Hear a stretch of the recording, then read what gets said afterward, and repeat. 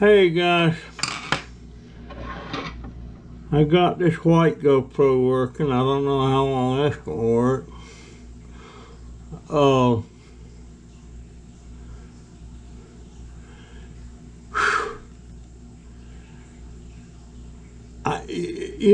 don't understand. Well, they're too young. I didn't start caring. This is my granddaddy, my grandmama, and my aunt. Some of my aunts and uncles. There were 10 of them, but there's only about 1, 2, 3, 4, 5. There's 6 of them there. Uncle Jack, Aunt Dora, Aunt Ann, Aunt Rosa May, Aunt Bertha Lewis, and Aunt Dorothy. The ones missing is Aunt Ruby, my daddy, JB,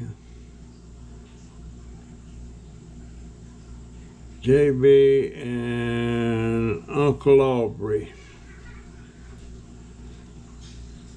But I try to show these pictures to my youngest grandson.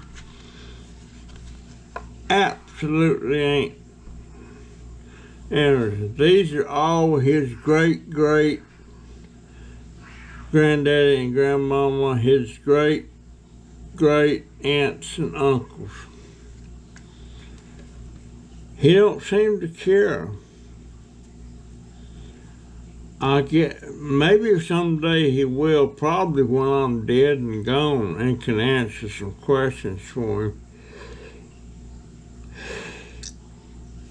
But my granddad and my grandma, let's see, Grandma, when she had Aunt Dora, was 1905, so that means Grandma she was born in 1887, so she was 1900, she was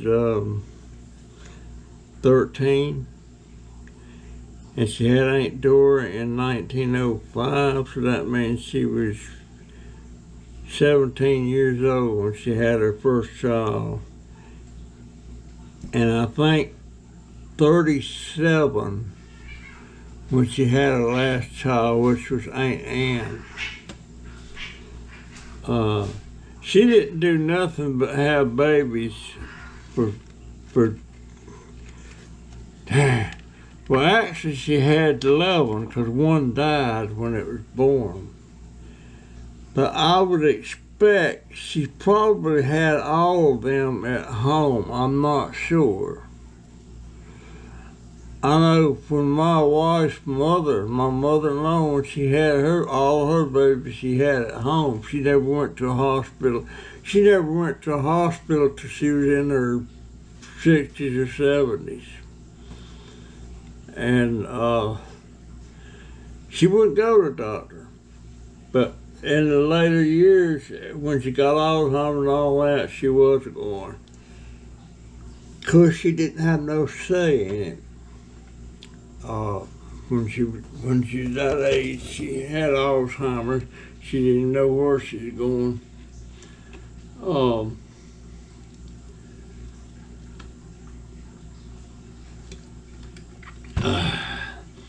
Flavored water. I just ate 3 bananas. I chopped them up in little blocks about like that and dipped them in this, what do they call it? It's mayonnaise, but it's not mayonnaise like regular mayonnaise. It's called Baconaise. Jennifer don't like it. I love it. That's the one where we got 2 gallons of that stuff. I'm on my last gallon now. And probably 3 bananas ain't good. Have I took my dang night pills? What's today? My foot. No, I ain't took my. I better put them out here so I don't forget. I ain't took my night pills. I got 1, 2, 3, 4, 5, 6, 7. I got 8 night pills I have to take. And every other night I have to take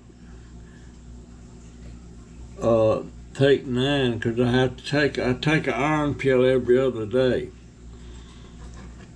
I'm anemic according to the bone marrow people and everything. But I got some stuff put up on eBay, and in case anybody wants to go take a look, let me tell you what my my name is on there. It is let's see, what is it? It is, where the heck is it?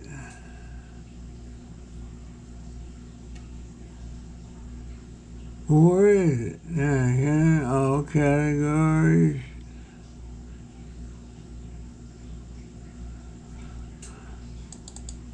I'm trying to find, oh, there it is. MCLEPEA-0, MacLeP-0, if you want to go take a look. And some of that stuff I've got up there is pretty high dollar. I've already got a bid on one thing that I forget what you call it. Actually I had several bids on that, and it's up to $40. It's just one little tube, and I got several tubes of that I need to sell. The expiration date is 2024, sometime 2024. I got several things. I ain't got everything up there yet, but and I got several watchers looking at some stuff on there. But anyway, it's up there. Anybody wants to take a look, and that is MCLEPEA-0.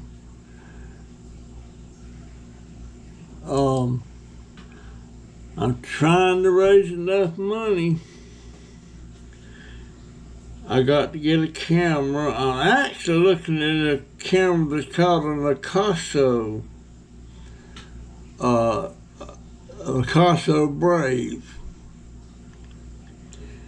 It's a pretty decent camera from what I see, but it's not as good as a GoPro. But it's a lot cheaper, or more or less expensive than a GoPro. And I bid it on a GoPro White. I don't particularly like that white, cause that's the camera I'm using right now. It has an internal battery. You can't change the batteries. It doesn't have a front and back screen. It just has a back screen. And this one is acting up. It turns off for no reason. So I'll settle for a white. It's a good camera, but I wore this one out. Wow, my face is itching like, wow.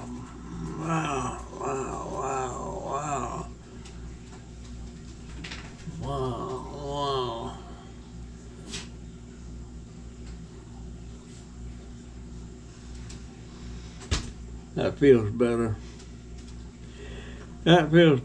But it's just a decent camera, but I definitely need another computer. This one scared me to death this morning. Somebody hit a light pole out here this morning, and our power went out, and of course my computer was on and everything shut down. But when they turned the power back on, my thing was showing all kind of errors and stuff. Wanted me to restart setup and all that stuff. And boy, I'm thinking, boy, I hope my computer ain't crashed. But I turned it completely off, unplugged it, waited a few minutes, plugged it back in, and it powered back up. Thank goodness for that. I was scared to death I'd done lost everything. Wouldn't surprise me. I've had that happen before. And occasionally I get a thing flash up. It's that ransomware, and it says, "Don't turn off your computer. You'll lose all your data." And go call this number to get it fixed, and they want you to pay them a certain amount of money to fix it. It's called ransomware. And but that's popped up several times like that to me. But I don't pay it no attention. I just turn my computer completely off and reboot it back up, and it's fine. So I hope that'll keep working like that when it comes on. But I have a free antivirus software on here right now. I don't, and what's the name of it? It is, well, shoot. I don't know what the name of it is now.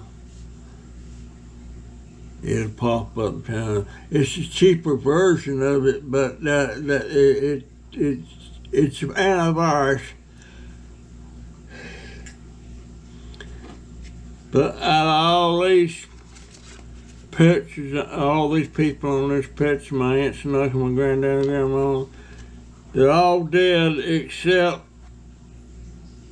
that lady right there, and she was one of the younger ones. And she's right at 100 years old now. I think she's 97, 98, something like that. She was born in 1927, I believe. And she went and had a baby when she was 50 years old. Granddaddy raised Cain. You're too dad blame old to be having babies. I remember him saying that. And she said, "Well, Papa, it ain't like I planned it."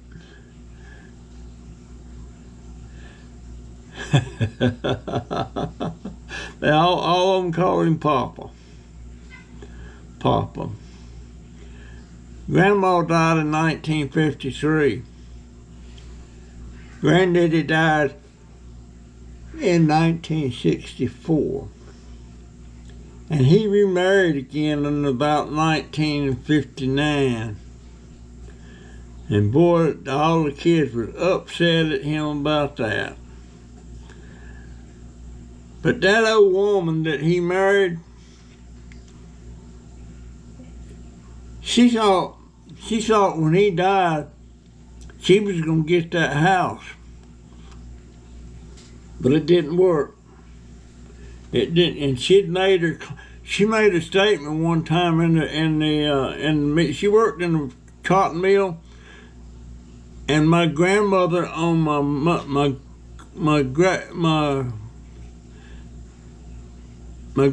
on my mother's side, and she was my second grandmother on my mother's side. My grandmother on my mother's side died in 53 too. But she made a claim, and that Grandma Katie, she worked in that same mill. And Miss Effie is saying, I got me a boyfriend, and he's got a nice house and 1 foot in the grave." What she said. She thought she was going to get that property. Didn't happen. Didn't happen at all. All the kids got it. They had to let her live there till she died. So, it turns out that woman he married, her name was Effie Hovis. And I had a girlfriend when I was in private school in the Seventh-day Adventist school when I was in about second or third grade. The girl's name was Julie Hovis. That was Miss Effie's granddaughter. How about that? And that was in Norfolk, Virginia. But she was a Seventh-day Adventist too. But boy, I couldn't stand that religion. I tell you what, this makes me sick listening to all this stuff going on in Israel and the Gaza Strip and all that stuff. I mean, and it's all about religions. I don't get it. I don't get it.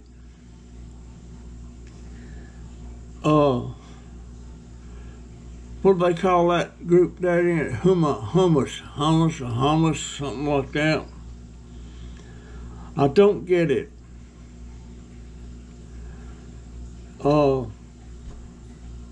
far as I'm concerned, there ain't but one religion, and that's Christian. And I heard somewhere that the Catholic says they were the first church of Jesus. I don't know if that's true or not. I've heard that. I don't know if it's true or not.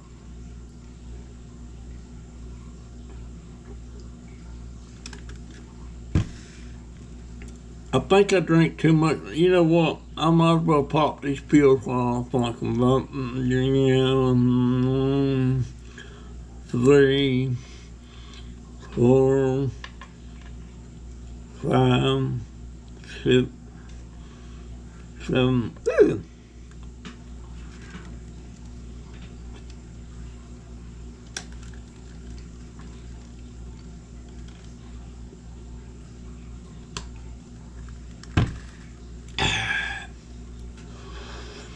Had my physical therapy today. Did it out on the deck. It was a nice day. It rained earlier today, and they'd probably already gone to work. It's 10 o'clock. But if this thing happens to cut off while I'm still doing the video, be warned that that's my story and I'm sticking to it. And I'll see you. But it ain't gone off yet, but just be warned. Because usually when it goes off, it ain't going to come back on for a while. I found a bag of shrimp in the freezer a while ago. About a half a bag, maybe 20 or 30 shrimp, medium sized. And I throwed them things in a pot and boiled them. They still had the shell on them, some shell. And I had to peel this, after I boiled them, I had to peel the shells. And then I had this little tray of melted butter, and I dumped them all in that. Threw just a tad of salt on it. And I wolfed them suckers down. I ate them, they was delicious. And I'm still hungry though. I'm still hungry. If it's a nice day tomorrow, I'm gonna still try to go over there where I've been getting those aloe plants. There's one more in there. I got to work a little bit harder to get to it, but it's a nice one. I'm gonna get that, and then I'm gonna rake all that stuff back up there like it was. I don't want to make them mad or anything. It was nice enough to give it to me. And I may try to go over there and make a video of me. I'm going to get another cutting off the ugly cactus over there at that car lot. I made a video the other day of me getting that one I got. But GoPro lost it. So I'm going to make another one and getting this other one. And I got to find out more information about that thing. I contacted the bed that was in my grandmother's house upstairs that I always slept in. It was a feather mattress and feather quilt and all that stuff. And boy, that was nice in the wintertime. In the summer, you laid on hay. It was hotter than Hades up there in the summertime. And because it wasn't finished, you know, it had, you could see all the wood and everything in the ceiling that didn't have no sheetrock up in there, any sheetrock on the wall. And in the snow, if the snow got to blowing in the wintertime, it would come up under the eaves and come in your room. So, no air conditioning and no heat. But I was talking to one of my cousins about that bed, and he said, Mama's got that bed. I said, well, I wondered who was got it. Tell her the post on the facing the rear of the bed, the post on the rear on the right-hand side, that round thing on top, it comes, it just turn it and it comes right off. And them quarters and dimes in there is mine. I put them in there when I was a kid, and I never did know what happened to that bed. But Granddaddy got rid of a lot of that stuff when Grandma died. Well, no, he waited. I don't think he got rid of it till about 1969. But yeah, I told him to tell Aunt Dorothy, and Aunt Dorothy's the one that's still living. She's about 98. But he said, Mama's got that bed. He said, Mama got both them beds up there. And I can't imagine Aunt Dorothy putting those old style beds like that in her house. I mean, she's kind of wealthy. I can't imagine. Maybe she did. I don't know.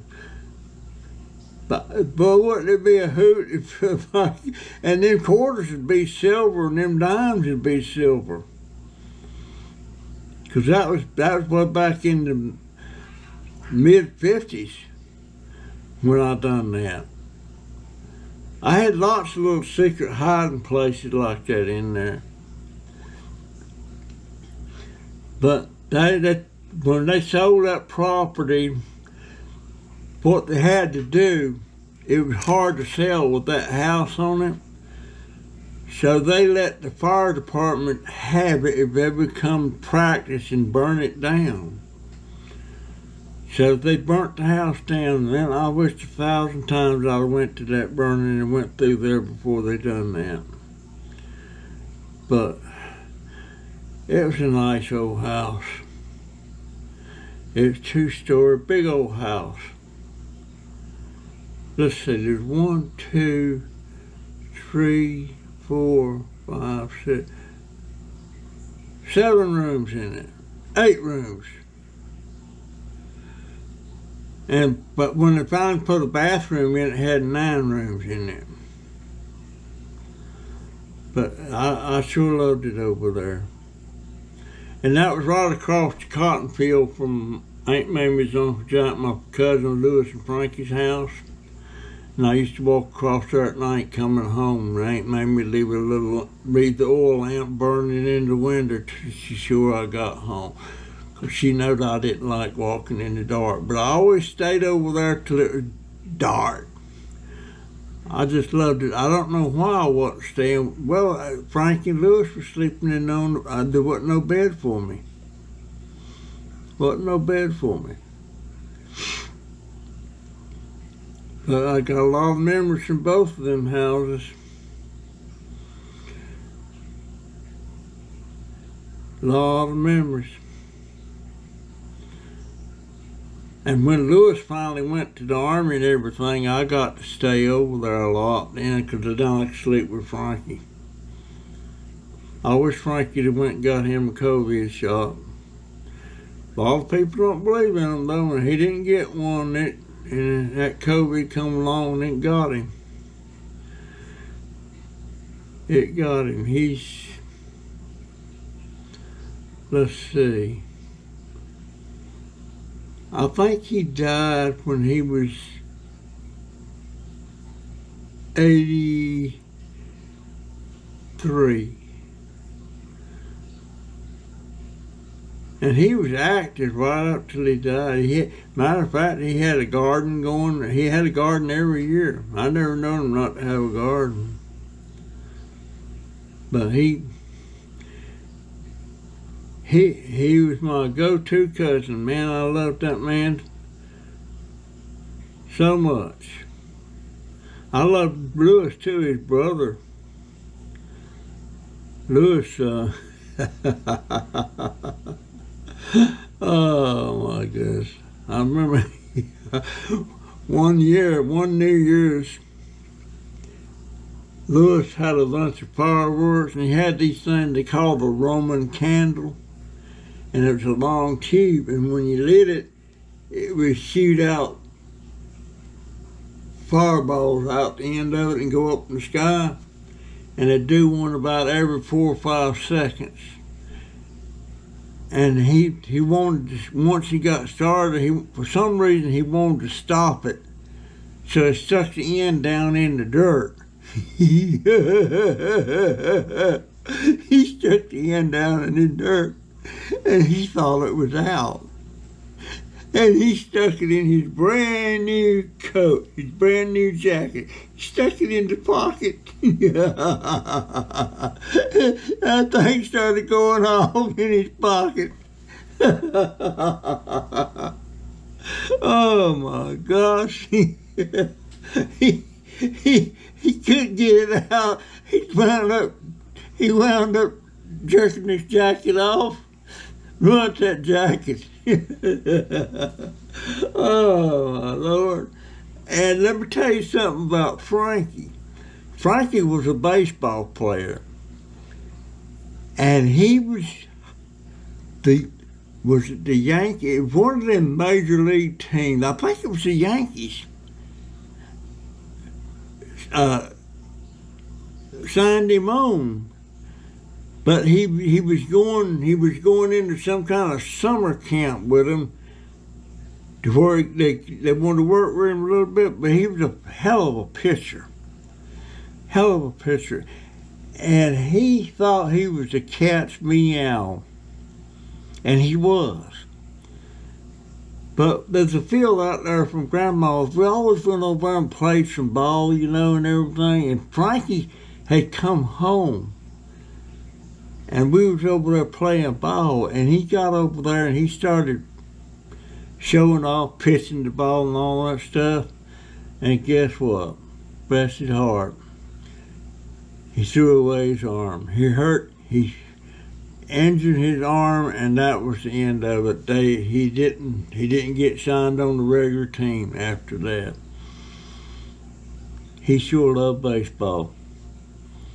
We used to go to the ballpark with a walk. I had to walk about 2 miles to get to it, and there's holes in the board. We couldn't afford to pay to get in, but you could look through them holes in the fence and watch the game.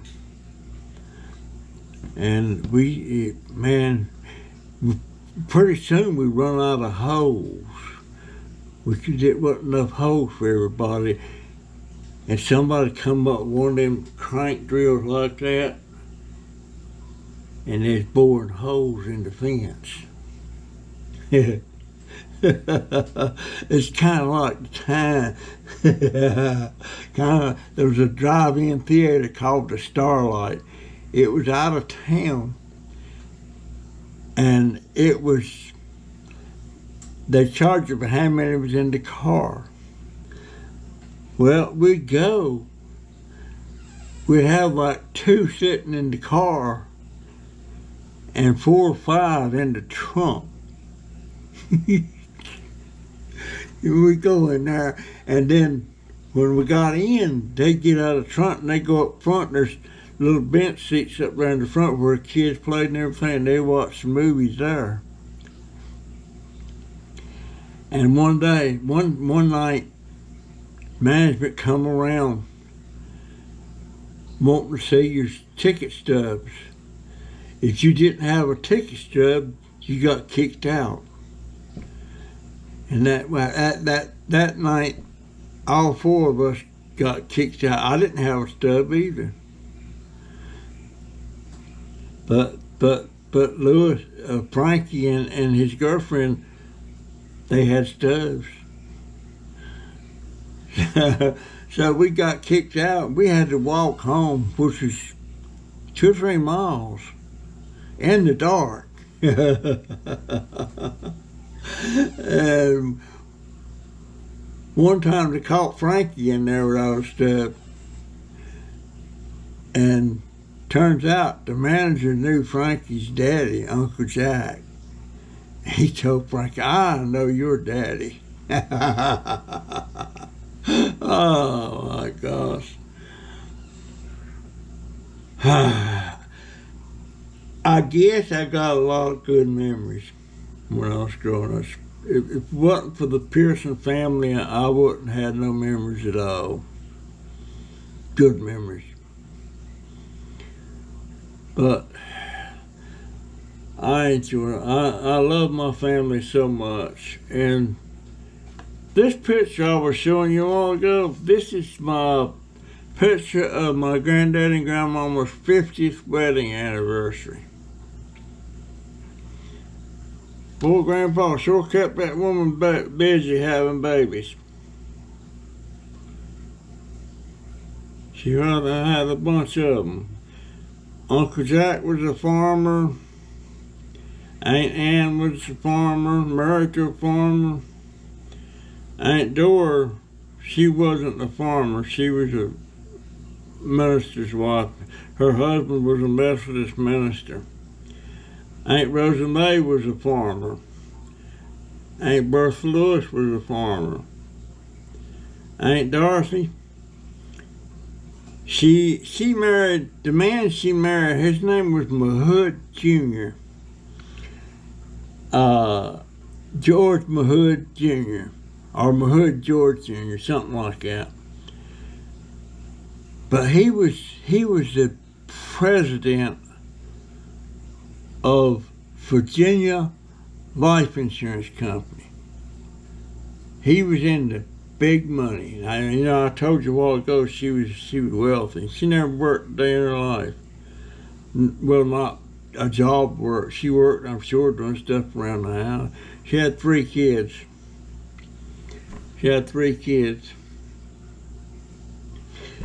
George Mahood III and Victoria Winkler and William Douglas Winkler.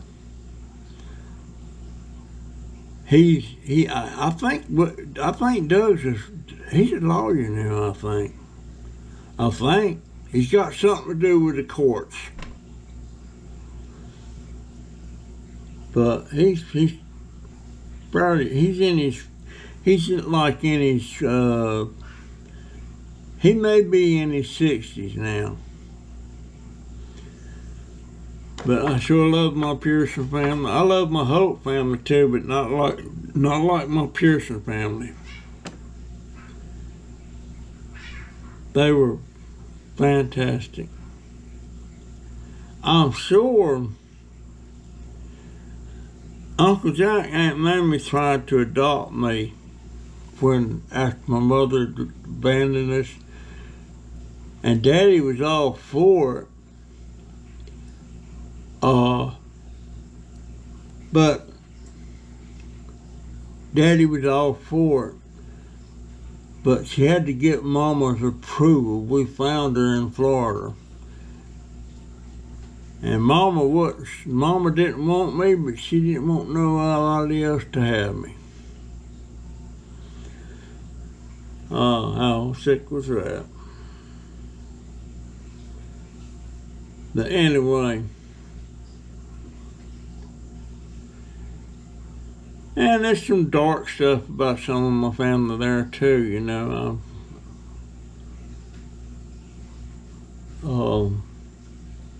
But Uncle Aubrey was an alcoholic. Daddy was an alcoholic. Uncle Jack, he was a Looney Tune. He got sent to the state hospital a couple of times. He'd go off his rocker sometimes for some reason. I don't know why. But yes, he did. And here's a secret about Uncle Jack. Y'all heard me talk about my brother George.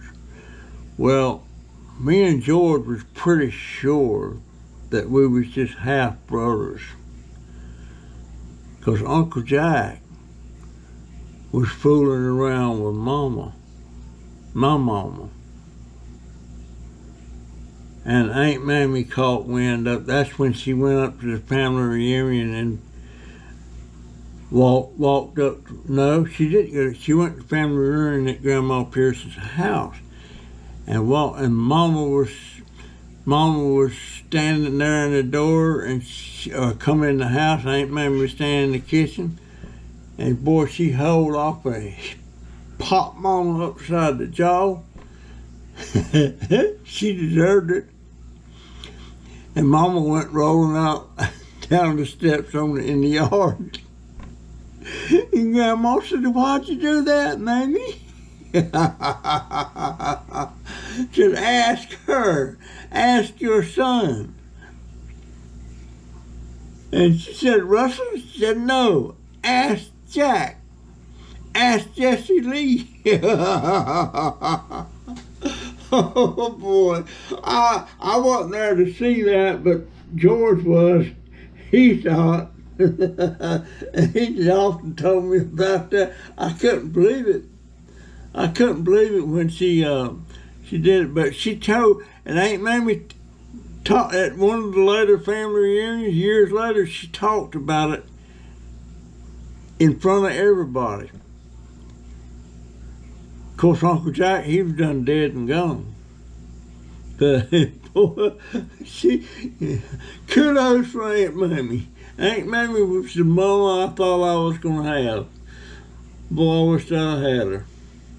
Dadgummit. She just takes so much care of me. You know, just when I'd be staying over there at night, she'd come in there and make sure. I had asthma when I was little. And she'd come in there and she'd give me an extra pillow and tuck me in and pat me on the forehead and wipe my face with a wet rag and everything.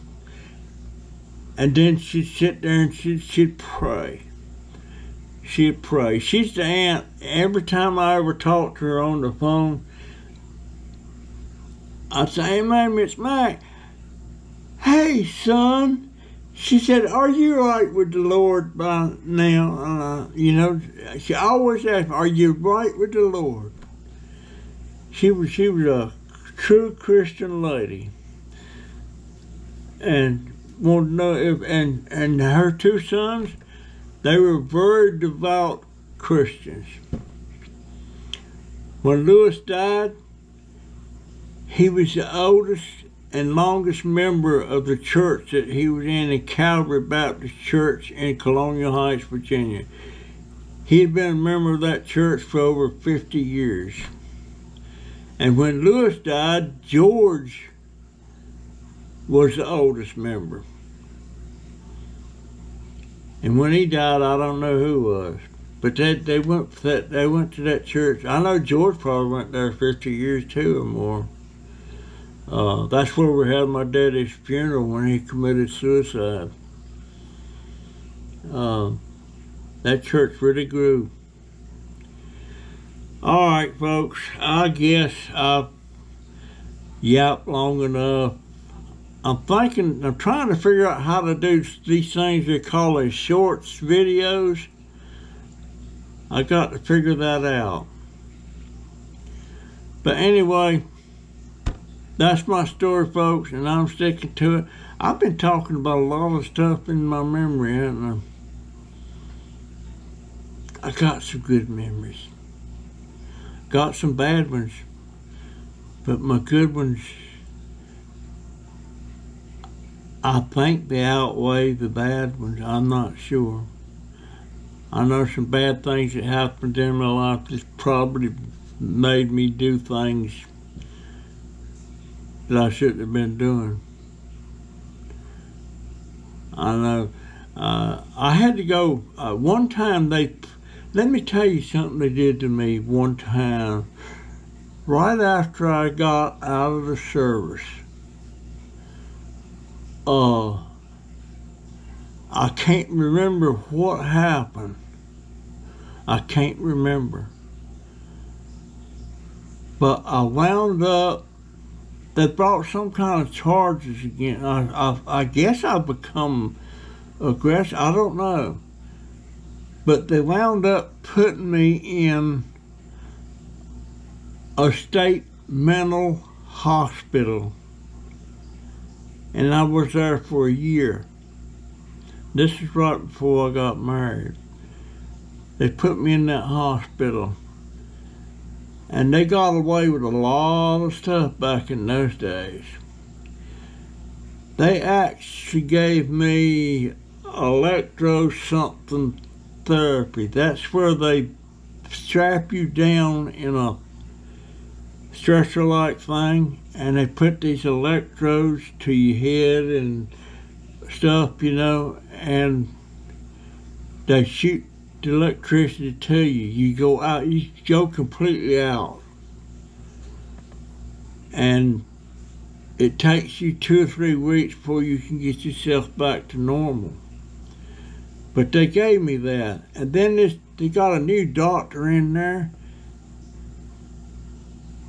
And he called me in to talk. And he said, "What are you doing here?" I told him, "I don't have a clue." "'Cause you got no rights or anything." "I don't have a clue. I don't know why they put me in there. Mama didn't care. I can't remember what I done.